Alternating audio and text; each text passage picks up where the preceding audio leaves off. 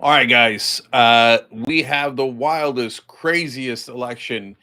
Uh, Even though we've had the most intense, closest elections ever, one after another, this one is even more unpredictable.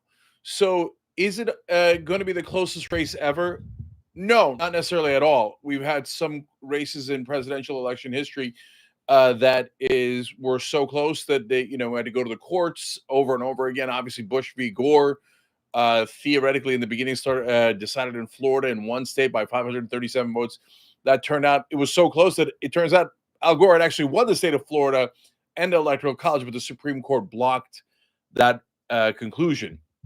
By the way, let's just note real quick that if a liberal court had blocked any recount of a state for Trump, this country would have exploded with right wing rage. And a conservative Supreme Court blocked any recount of Florida. And that ensured a wrong victory for Bush. It turns out Gore would have won. So, anyways, my point is there's been super tight elections, including the last one, even though Biden blew him out by 7.5 points. I'm sorry, 7.5 million people in the popular vote. He only won by 43,000 votes in 3 swing states. So I it's almost impossible to be closer than those 2 elections. So that's not what's going on here. What's going at the end, which is super interesting too, even though no one has any idea who's going to win, I'm going to tell you what my intuition was over the weekend. I'm going to tell you why both sides have really interesting cases. What I'm not saying is that this is going to be the closest election. In fact, there's a chance that one of them has what we would call an electoral college landslide, right? Not a popular vote landslide, not a landslide necessarily within the states, but when you add up the electoral college at the end of the night, it might be a blowout. So, but then it might be, if it might be a blowout for one of the 2 sides, why are we so unsure? Well, there's excellent reasons for that. That's what I'm going to explain here. Look, guys, we got the show live every day at 6 o'clock Eastern. Make sure you've got all the details on the election, all the polling, all the latest shenanigans, as the kids call it, live every weekday, 6 p.m. Eastern. Always check it out on the Young Turks on YouTube right here. So, okay, let's get to the nitty gritty of what's going on. Then I'll tell you what my intuition was over the weekend. So on the Trump side, he's got plenty of positives going for him. Again, guys, look, I'm wearing a "Build the Walls and Make Trump Pay for It" T-shirt. I'm on the left. This is on shoptyt.com. There's some balls to the walls. I like Tim Walz. I'm on the left. There's no question about it. But my job is to do fair and objective analysis of politics as well. So when you look at it that way, Trump has a bunch of advantages. He's appears to be the more populist candidate. Now, I say appears to be because he's not at all populist. He keeps saying that he's going to do whatever his billionaire donors tell him to do. Kamala Harris also will do whatever the donors want her to do. So, to me, in that category, honestly, they're not really tied. If I'm looking at it from an analysis of their policy and what they're going to do, I'll tell you that Trump is worse because he's both systemically corrupt as Kamala Harris is, but on top of that, he adds personal corruption. Now, okay, that's all fine and good, but what is the appearance when you're doing political analysis? Because what I think of Trump isn't relevant. What the voters think of Trump is relevant, and they think that he's the more populist candidate, and fairly easily so. So I think that populists generally win. So that's score one for Trump on that. But on the other hand, when they asked them who's the change candidate, then the last poll I saw, and these go up and down, Kamala Harris was considered the change candidate, and normally the change candidate wins. So, okay, that leaves me in a quandary. There isn't an easy answer there, right? Then you look at some of the advantages that Kamala Harris has. And these are things that are surprising and normally not on the Democrat side, because normally what happens is Trump overperforms his polling because he has a lot of unlikely voters. In fact, I'm going to give you some devastating numbers about that in a second. But in this case, the Democrats have been overperforming their polling in the last couple of cycles because, well, not last couple of cycles, the last cycle and the special elections that have happened since then, and the ballot measures that have happened since then. They keep overperforming the polls on those because of Roe v. Wade. So And then the Democrats have a theory, and I have seen anecdotal evidence of this, where there's secret Kamala Harris voters. There's the unlikely voters coming out for Kamala Harris that normally might not have voted, but are going to vote based on female reproductive rights and just an assault on female rights overall. And again, if you're a right winger and you're like, oh, we're not assaulting female rights, it doesn't matter what you think. It doesn't matter what I think. It matters the average American who's going to go to vote thinks. And so they, generally speaking, that is 70 to 30, not even 30.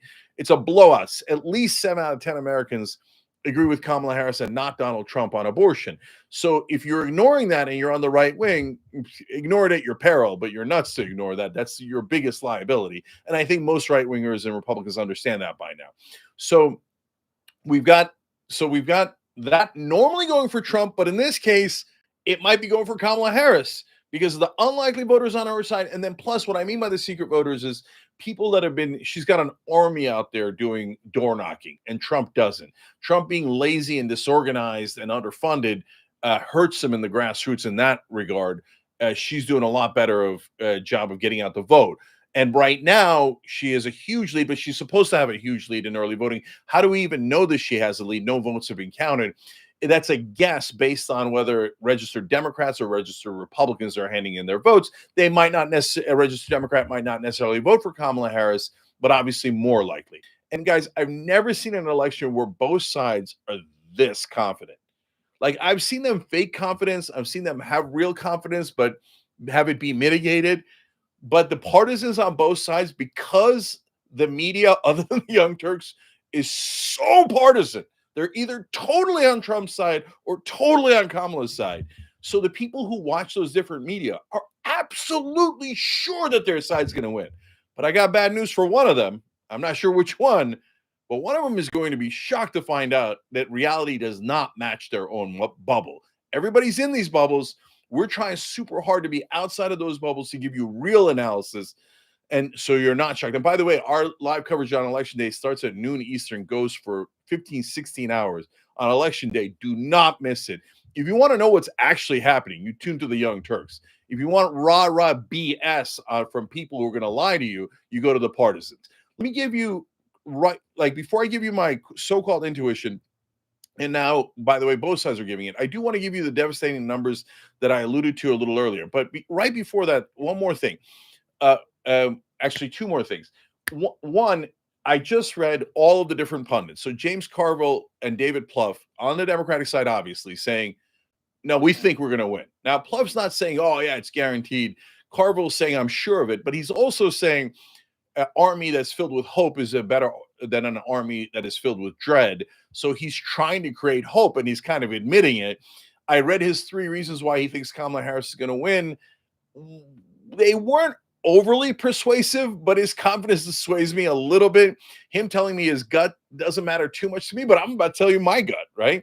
Nate Silver then talked about his gut, and I'm kind of shocked to be exactly where Nate is overall in this election cycle, because I've disagreed with him so much in other cycles, and so I no need to get back into the old battles, but in this case, he keeps saying, guys, the polling is 50 freaking 50. How do any of you know, right? But then he gave his gut and intuition as well. So I was a little convinced by the data that Plouffe shared and some of the points that Carville said, but only a little convinced. Okay, and on the Trump side, Nate Silver, after saying there's no way of knowing, and proving it actually really well in his New York Times article, that, yeah, a lot of these polls are having a lot of trouble adjusting to people's reluctance to answer the call, the fact that they're, all the different issues with polling, but especially that they cannot reach those unlikely voters.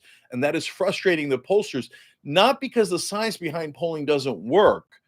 It's because, yes, sometimes they have trouble applying that science in a way that they are comfortable is accurate enough, which then shakes my faith in the polls enough that I become more uncertain. But his gut is saying that at the end it's going to be Trump. Now, the betting markets are also relevant. Polymarket, you guys know, is a sponsor of ours, so I go check them every once in a while. They're clear, and so 63-37. And by the way, almost all the markets are in that directions. So don't think it's just Polymarket, but at polymarket.com, you can see with your own eyes, and you saw it rising as honestly you saw Trump rising in the polls in the swing states. So for whatever it's worth, I think that is, look, do I think 63-37 is the right number? No, I think it's close to 50-50, but I understand why that number exists because of the recent polling. So now let me get to those numbers. So first of all, in the recent polling, I mean, this is a conundrum, this race, because just yesterday I told you guys in Michigan there were 7 recent polls. One was a tie, but the other 6 Trump was winning. So and by the way, he's winning in all the swing states right now when you take the aggregate of the polls on Real Clear Politics average. Now, other people say, oh, no, poll came out 30 minutes ago, a poll came out 30 days ago, and the Real Clear Politics average is not right. Okay, that's fine, okay? And other people say, oh, Polymarket is 63% isn't right. Oh, I'm so outraged at how wrong it is. By the way, in the markets, if you're outraged at how wrong it is, there's an easy answer to that. Go bet the other side. So anyway, I don't want to get into the betting. That's your business, not my business. Okay. But so those are fascinating. Here, guys, let me just do quick shout outs. Benjamin Morrill, thank you so much for the support. I appreciate you. And yes, all we're trying to do is tell the truth. Nobody's perfect. You crazy dog. I'm definitely not perfect. And not nobody I've ever seen is. Tribal Woman, thank you for the super chat. Appreciate you guys. So the devastating numbers. So Biden in 2020, according to the polling, had 4.7 lead in Pennsylvania. And he won Pennsylvania. What did he win it by? 1.2. Uh-oh. That's a 3.5 point difference from where he was polling to where he wound up. Okay, how about Michigan and Wisconsin? In Michigan, he had a 7.9 lead according to the polling on election day. Where did he wind up? He won Michigan by 0.6. In Wisconsin, he had an 8.4 point lead, which is gigantic, according to the polling, and he did win Wisconsin. What did he win it by? 0.6.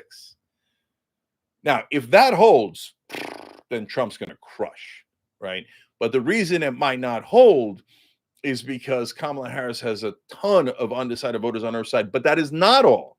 Now, senior voters, those are the most likely to vote, 65 and above, the most important demographic in voting because they're the most reliable voters, have started to peel away from Trump and go towards Kamala Harris. My guess is it's because they're getting wigged out by Trump constantly being nuts. Like, oh, they're eating the cats and dogs. They take if you send any of your boys to high school, they turn them all into girls and send them back as girls. And I'm going to attack my political opponents and I'm going to put them in prison. Well, that freaks people out. And if you're a right winger, you're like, oh, no, he didn't say any of that. He was kidding. He was trolling. He was this. He was that. Yeah, I know. Again, it's not your bubble that matters. It's that 68-year-old, that 71-year-old at home looking at that on TV and going, he thought Hitler's generals were better? I'm bothered by that. I know every right winger's now, that's not true. He didn't say it. But brothers and sisters, just because you think he didn't say it because your demigod, your Messiah told you that he didn't say it, doesn't mean that other people won't think that he said it. And by the way, he did say it. John Kelly's not making up that. I know when they're lying. I tell you all the time when the establishment's lying. Their lies are pretty clear, and they have a totally obvious pattern. This does not fit that pattern at all. By the way, the effing Mexican line, I think, does fit that pattern. I don't trust that line. And I tell you when I don't trust lines, even if they're against Trump or against my own interests, we're honest about it. But him saying that he preferred Hitler's generals because they follow orders is very convincing. 2 different sources. John Kelly was his chief of staff, and he's on the record. Okay, you could choose to disbelieve anything you like. Again, we're trying to figure out who's going to win, right? So they're freaked out by that. Some non-college educated voters, white voters in that category, is the strongest base for Donald Trump. But now some of them are peeling away to Kamala Harris. So that is an amazing turn of events. I did not expect that at all. You know what I think? I think that Kamala Harris embracing the corporate CEOs and the Cheneys is what cost her momentum. The fact that the momentum shifted in the polls is clear. Whether the polls are accurate or not, the momentum did shift. So that goes against Kamala Harris. So at the end of the day, guys, given especially the instability in the polls, it is nearly impossible to determine who's actually going to win the election. And so people keep saying, Cenk, make a prediction, make a prediction. What is it? Well, it depends, guys. These predictions aren't just like, oh, this is what I feel. Oh, this is magic here, blah. I'm not a Swami. I look at the data, the facts, the science. I put it all together and then make a decision based on that. And right now, I'm at a no decision. Okay, but I will tell you my gut for whatever it's worth. And I agree with Nate Silver that the guts aren't worth that much at this point. But over the weekend on Sunday, I had the same kind of doom feeling that came over me that I had the weekend before the 2016 election. So I tweeted about it in that weekend. At that point, Hillary had a big lead in the polls, but I wrote on social media and I shared it with you guys on the Young Turks on Monday. When? 6 o'clock Eastern. That's right. And I said, oh boy, guys, buckle up, brace for impact. I got a really bad feeling about this. And that bad feeling was not just, oh, it's coming from inside me, it's some mysterious force. No, it's a collection of all of the data and the anecdotes and everything else that goes into it. And the pattern of elections, not only in America, but worldwide, where people are voting for populists, people are voting for change. And I sensed that change was coming in 2016 and that the Democrats were not seeing it clearly. In 2020, I thought Biden was going to win. And I actually thought he was going to win easily. I was right about the popular vote, but I was not right about the Electoral College. He did not win easily in the Electoral College. And that shook me for how close that election was. And that was in terms of my faith in the polling. So finally, this time around, over the weekend on Sunday, I had that same kind of feeling like, oh no, it might be too late. There's not that much time left. Trump has the momentum. And I thought I reached for a seatbelt. I mean, buckle up, because I don't know if there's going to be impact, but there might be. There really, really might be. So now that doesn't mean he's going to win. And Trump, guys, I know it's so hard for you to understand this, but just because your guy loses doesn't mean that people cheated. Like in your world, the country's 99% for Trump. And so obviously they had to cheat to win. But in the real world, it's a 50-50 race. How many times do people have to explain to you 50 freaking 50 for you to understand that you might lose? In fact, on the day of the election on 2016, Ben Mankiewicz and I started the show, and I said, you got to check out Election Day. Make sure you're watching the Young Turks on Election Day, most honest coverage. So Ben and I came in and we read these these analysis, and New York Times had her at 90% or whatever they had of winning, and Huffington Post, I remember, had it at like 98.4% chance that Hillary Clinton was going to win. And both of us said, no, it's at around 65-35, given the polling in favor of Hillary Clinton. But we said 35% happens all the time. In fact, it happens 35% of the time, because people think 65-35, oh, that means the 65 is going to win. No, the 35 wins 35% of the time. Okay, so in this case, even if it's 55-45 in one direction, even if it's 55-45 in terms of the odds in favor of Donald Trump, just like in 2016, he can lose, even though he's more likely to win according to the polling. So right now, it's not clear that he's likely to win, by the way. It's at 50-50. But even if you think that the polling shows that Trump's likely to win, he could still lose, just like Hillary Clinton did in 2016. So that is why this thing is nearly impossible to determine. But the reason I think that I had that gut feeling is because at the end of the day, people really want change. And even though she's winning in some polls as the change candidate, barely hanging on there, her embrace of the establishment, her embrace of keeping things exactly as things are, and even the bipartisan embrace they think is helpful, but I don't think it is. I think what it does is it reminds people of the old so-called bipartisan days that they didn't like. Everybody in Washington loves the old bipartisan days. Everybody on television likes the old bipartisan days, but that didn't really work for the American people. That's why they voted against Hillary Clinton in 2016. That's why the last election was so close. And one last thing. So the Trump-backed candidates suck and they get annihilated in elections. but Trump constantly overperforms them. Why the difference? And nobody seems to be able to know. I have a theory on that, and I think this is a good theory. I think the difference is Trump seems like an authentic person. He isn't, but he has that appearance because he doesn't look like a robot, right? He might be lying, but have the appearance of authenticity because he speaks like a normal person. Whereas all other politicians, even his MAGA guys that he endorsed, are robots. So they come out, I will take away all your rights. I am a black Nazi. And people are like, I don't like that. No, no, right? But when Trump comes out and goes, I don't know what the hell is going on. I'm going to try to figure it out with you guys. People like that. If you're a Democrat, you want to pull out all your hair and say, no, no, people don't like that because you don't like that. And I don't like that. But a lot of people do. And so the one that appears more, and whereas Kamala Harris is more of a standard politician, let's be honest. That's why I think they should have used Tim Walz a lot more because he doesn't seem like a standard politician. He seems like a regular person. He seems like a populist. The populist wins. So if they vote based on change and they think she's a change of the old Trump and Biden years, great, then she'll win. Especially when you add in the senior citizens coming to her side, the abortion vote, some of the non-college educated white people now starting to go towards her. But if the populism holds, his usual overperformance of the polls holds, and the momentum of the polls holds, then Trump will win. So it's going to be amazing on election day. And if you hear anybody telling you they know for certain what's going to happen, don't believe the hype. They do not. So let's all find out together.